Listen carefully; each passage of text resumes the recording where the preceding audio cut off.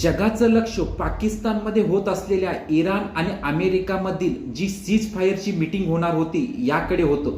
जगामध्ये पाकिस्तान आपली इमेज एक शांतीदूत म्हणून प्रस्थापित करण्याच्या तयारीत होता. पण शेवटी ही मीटिंग विफल झालेली आहे, कारण या करारासाठी दोन्ही पक्षांनी जे मुद्दे मांडले ते एकमेकांना मान्य नव्हते.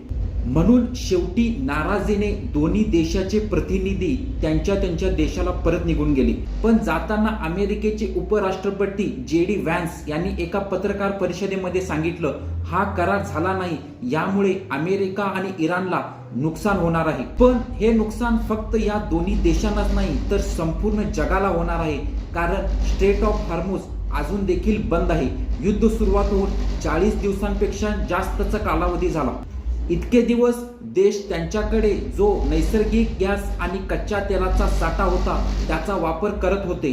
पण यापुढे देखील हा मार्ग असाच बंद राहिला तर जगामध्ये कच्चे तेल आणि नैसर्गिक गॅस वायूंचा तुटवडा पडणार आहे आणि महागाई वाढणार आहे. तर मित्रांनो, तुम्हाला याबद्दल काय वाटतं हे कमेंट करून नक्की सांगा. धन्यवाद.